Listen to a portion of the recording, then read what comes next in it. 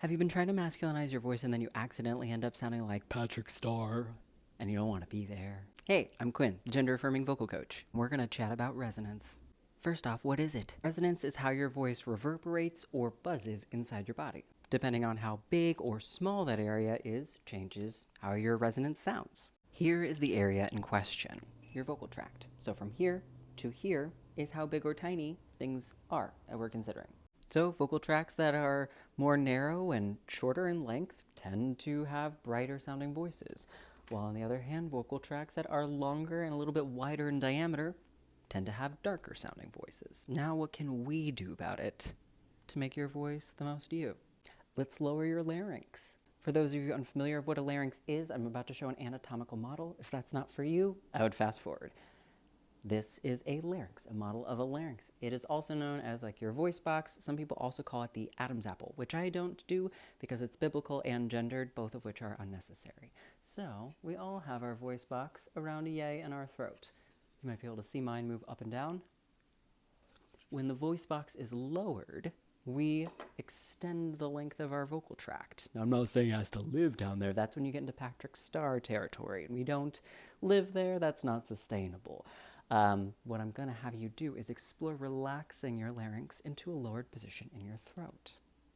First way I'm going to have you explore that is through a yawn. Some people find it hard to yawn on command, so I'll give you a helpful catalyst, if you will.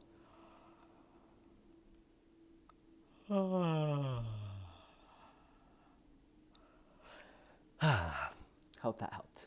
Now I'm going to have you yawn again and see what it feels like to keep some of that lowering energy there after the yawn is over.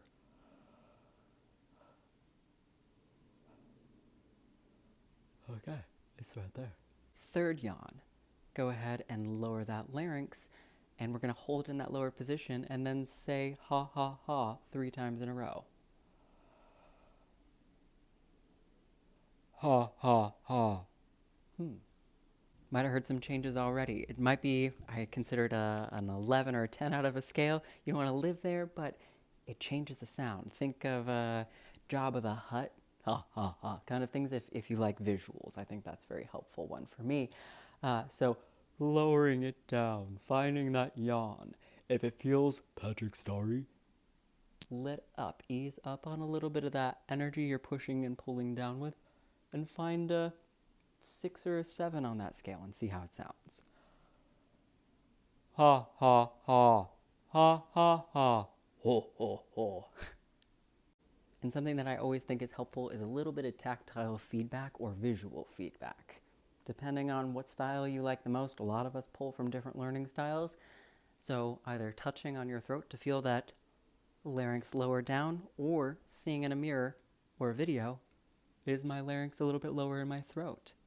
Depending on your anatomy and what works best for you, play around with it, explore it a little bit. Lower that larynx one more time and say something like a phrase like, hi, how are you? Hi, how are you? Hope this helped demystify a little bit about resonance and larynx height. Let me know in the comments below how this activity went, and if yawning is a struggle for you, give me a shout out. I'd love to post another activity that might be helpful for you if yawns aren't your go-to. Want more free content like this? Don't forget to follow my page, and if you want to reach out, you can do so on my website. All right, happy practicing, y'all. Wish you the best.